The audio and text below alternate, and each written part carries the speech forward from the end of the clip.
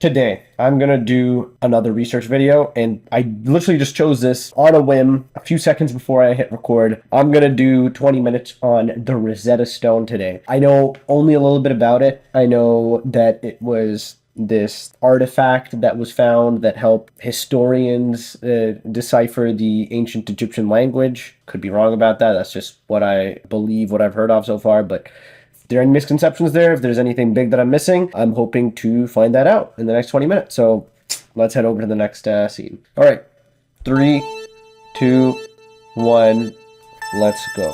Okay. So, the Rosetta Stone, what do I need to know? So, in the overview section, we can always start with this. Let's go through what the 5 W's here are going to be. So, first of all, I think for this, it's important to go into what is it exactly, because that should not be taken for granted, and it's not immediately intuitively apparent, right? So, then after that, who discovered it, maybe? After that, why is it important? I don't know, this might be one of the final questions here, but so what, who, why, where was it discovered? Was it discovered? And then what, who, where, why, when? Of course, when was it discovered as well? And then how was it? You could say how was it discovered, but I think the more interesting question here also is, yeah, actually, honestly, that might be an interesting question. If we're going into the history of it, we can tell the story of how exactly it was discovered. Like, was there anything interesting that went on in that story? And then why is it important? But the other how that I thought of was, how is it then used to decode languages or the ancient Egyptian language, right? Although now that I'm thinking about it, I think this does fall under this very, very large umbrella of why is it important. And I think this why is it important will lead on to our next sections.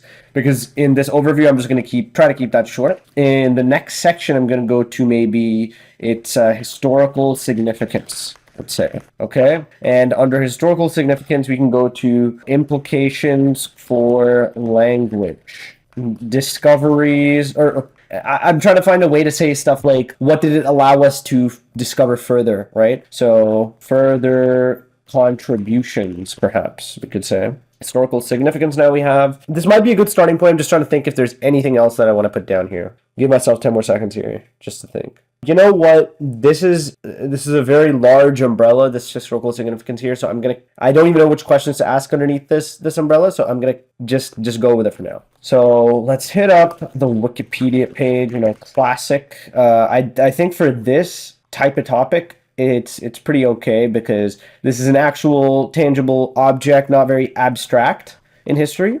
Although now that I'm scrolling through it, I am seeing it's a kind of a long page, but can probably still I can get through this. Let's see. So what is it? We see it's a stele. Is that how you pronounce it? Stele? Stele. Wait, really? I did not know that. Okay. It's a stele made from granodiorite. Okay. I've only heard of diorite from Minecraft. What is this? It's a coarse-grained, intrusive igneous rock similar to granite. Okay. So I'll just say that it's an igneous rock like granite. Okay. Anything else to know about this? Inscribed with 3 versions of a decree issued in 196 BC during the Ptolemaic dynasty of Egypt on behalf of King Ptolemy V of Epiphanes. Okay. And maybe I can just look into now what the decree was. The Decree of Memphis, it's known as the Rosetta Stone Decree, or the Decree of Memphis. It's a Ptolemaic decree known for its bilingual and triscriptural nature, which enabled the decipherment of Egyptian hieroglyphs, issued by a council of priests confirming the royal cult of Ptolemy V in 196 BC at Memphis. It was written in Egyptian hieroglyphs, Egyptian Demotic, and ancient Greek. Okay. So wait, let me just look for the contents of this decree first. What exactly did this do? I'm trying to skim through this context part first. Okay, I think I need to find this on a different website. Let's see. Let's just look up what exactly. Okay, I'm not talking about Memphis, Tennessee. I thought that would be obvious. Stone meaning. Let's see. Oh, not. Why are you like this, Bing? Okay, and I just want to know what exactly this is about. Let's see, maybe BritishMuseum.org. What does it say? Yeah. It affirms the royal cult of the 13-year-old Ptolemy V on the first anniversary of coronation. What does that mean? What does it mean to confirm a royal cult? That's what I want to know. You see? Okay, maybe if I read the context again. Okay. I think I get it, and I'll just try to summarize it very quickly.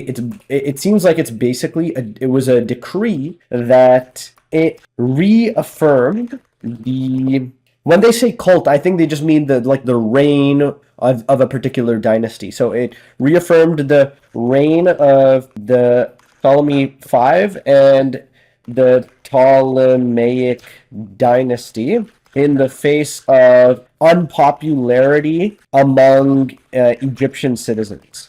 Like the ruling family and Ptolemy V were not popular among Egyptian citizens because Egyptians were treated as second class because the dynasty itself was Greek, and this is why the priests needed to reaffirm, stating that they were behind Ptolemy V. That's what it seems like. Okay, so when was it as well? Who discovered? When was it made? Honestly, all of this should go under what is it, because for all of the other questions I did about I wrote about its discovery, not about its actual creation. You know. So in here, I'll put down 196 BC on behalf of King Ptolemy V of Epiphanes, the top and middle test. Okay, yeah, and then this is the other important part. It was written in 3 languages. It was written in ancient Egyptian Demotic script, hieroglyphic script, and ancient Greek. Okay, interesting. And I'm assuming that's what allowed them to decipher the decree, because they already understood one of these languages, and then it allowed them to understand the other one. Let's see. Oh, size. Honestly, this might be interesting to include. How big is this thing? 44 by 29 inches. So 44 inches by 30 inches by 11 inches. I'll write that in feet just for a better idea of what that's like. That's like about 3.5 feet, 3.5 feet by 2.5 feet by 1 foot. Very, very roughly, very approximately. But it's not too important. Okay, and then who discovered it? Let's get to that. Who discovered it? It was by French officer Pierre-Francois Bouchard. Let's see. Oh, during the Napoleonic campaign in Egypt. And this man was what? It says he was a French officer, but is that like a military position, or let's see. Yeah, an army officer and military engineer. Okay. Where was it discovered? Oh yeah, where was this? Like which city in Egypt? It was in the no. Rediscovery. Bunch of French soldiers strengthening defenses of Fort Julian. This is what? Okay, it was a fort in northwest of an Egyptian town named Rashid. Okay. Spotted a slab with inscriptions. Okay, so then this is when he was a lieutenant. Okay, I'll write that. Pierre-Francois Bouchard. He spotted a slab when demolishing a wall within the fort. Oh, so it was within a wall of the fort. So massive. Okay, huge. That's sick. I thought they found it in like a cave or something. So that's interesting. So when was it discovered? This was during the Napoleonic campaigns in Egypt, 1799. My goodness, I cannot type. How was it discovered? Oh, I just wrote this. Okay. Look above. Why is it important? Right. This is probably the most important part. If you go back to the Rosetta Stone, the top of the page here, I'll probably explain it here somewhere. Why was this so important? So, it was the first ancient Egyptian bilingual text recovered in modern times, and it aroused widespread public interest with its potential to decipher this previously untranslated hieroglyphic script. So, it seems like here they're describing different discoveries that this allowed them to make regarding these different languages, including like the Demotic script, for example. Let's see. Okay, so it says it's no longer unique because they found other stones like this or other inscriptions like this where they had bilingual and trilingual inscriptions of something. But it says that originally it was essential. It was the essential key to the modern understanding of ancient Egyptian literature and civilization. Okay, so that is probably the best way to summarize this. How long were we not able to translate ancient Egyptian for? Let's see. Okay, it says the ancient Egyptian language has not been understood since shortly before the fall of the Roman Empire. That's huge. That's such a long time, right? Moroccan inscription is dated to 24th August 394, and Demotic text was from 452. Okay, so yeah, I'll write this down. So that's the reason why the Rosetta Stone was needed and used as sort of a key, because we understood ancient Greek, and we could match what we knew about ancient Greek to these other languages. Okay. Now, what is Demotic script, actually? Maybe I want to find that out. Demotic script. Okay, I guess it's just a different type of script that was used in Egypt that was not hieroglyphs. Interesting. Wait, Thomas Young. Oh, I know this guy. He was big in physics too. Okay, so implications for language and further contributions. So I originally thought maybe that the Rosetta Stone was something specific to like linguistic history in particular, but honestly, it seems like it was way more monumental in just history in general. So that like in our understanding of ancient history, in ancient Egyptian history. So I don't even know if I want to keep this section. I'll just rephrase this as implications for history, and I'll just refer to the last bullet point. I'll just write that here because we had like no idea about what ancient Egyptian civilization was like at this point until we found the Rosetta Stone, right? And further contributions, I don't know about this. Let me just like do a quick search, a quick question for this. Let's see. What did the Rosetta Stone lead to and contribute to? Why was it important? Maybe this Nat Geo article. Anything else here looks interesting? I'll just run through this quickly. Oh goodness. No! You can't do this to me. Oh god, please. 30 seconds? Nah, I got this. Okay. It's on display at the British Museum in London. I should write that somewhere. Anything?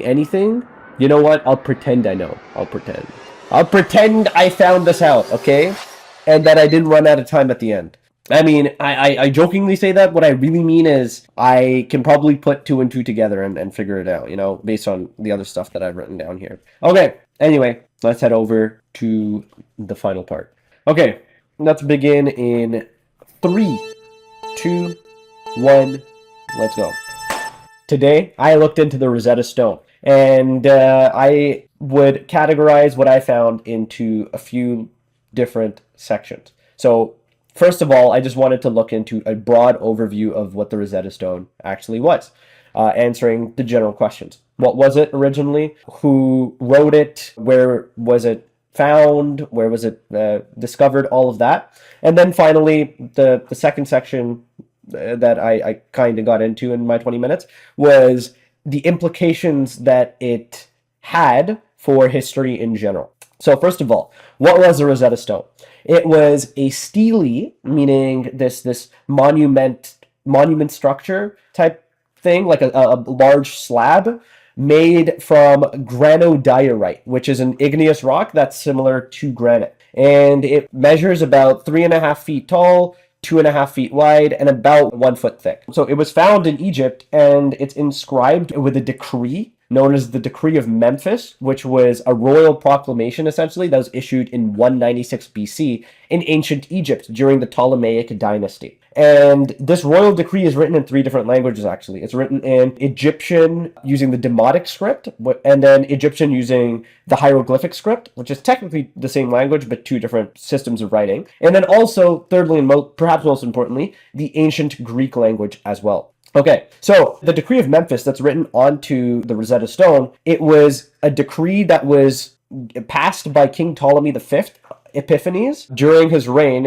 near the start of his reign. He was only 13 years old at this time, but the reason why it was given was because the Egyptians in his kingdom at that time were essentially treated as second-class citizens because the Ptolemaic dynasty was a Greek dynasty, ethnically speaking, right? So the point of this decree was to essentially reaffirm the legitimacy of the Ptolemaic dynasty as being the rulers of the Egyptian people because of the fact that they were seen as unpopular. Later on, essentially, like the stone was lost. It was rediscovered in 1799 during the Napoleonic campaign in Egypt. There was a moment when the French military, members of the French military, were essentially trying to strengthen and renovate an old fort known as Fort Julian, which is near the town of Rosetta, and also known as Rashid in Arabic, to the local Egyptians. While they were doing this, one of the men, Lieutenant Pierre-Francois Bouchard, he was a French army officer, he found the Rosetta Stone within a wall that was being demolished at this fort. So since 1802, it's been in the British Museum at London. And yeah, the main reason why the stone was so important, why the Rosetta Stone was so important, was because it essentially acted as a key to unlocking the secrets of the ancient Egyptian civilization that had previously been almost completely unknown. Everything that we know today can almost be traced back to the Rosetta Stone. Like we owe a lot of the credit to the Rosetta Stone. The reason why is because even though we were aware of hieroglyphs and the ancient Egyptian Demotic script, like we had inscriptions of them on different artifacts and different archaeological discoveries, we had no way to decipher them in the past. Back then in 1799, like nobody had spoken the ancient Egyptian language for hundreds and hundreds of years. In fact, the last known use of the Demotic script was something like 452 AD, and the last known use of hieroglyphs was in about 394 AD. So it had been about 13 to 1400 years since the last known use of the ancient Egyptian language. At the same time, we knew we had already deciphered the ancient Greek language. So because of the fact that the same text was repeated 3 different times on the Rosetta Stone in 3 different languages, one of them in which we had actually deciphered and we had a good understanding of, we could use our understanding of that one language to decipher the other 2 languages and basically come up with the rules for those other 2 languages. Like we're using it as a sort of key. So the Rosetta Stone, in conclusion, was a huge discovery during the Napoleonic campaign of Egypt that allowed us to understand the intricacies of ancient Egyptian civilization. You cannot get better than that at timing. You cannot, okay? That was perfect. Obviously, I could learn more or something, or I could be more efficient with writing or researching. But you know what? I think that went well. I'm satisfied. Let me know what you thought. Let me know what you think I should do in the future. Get out.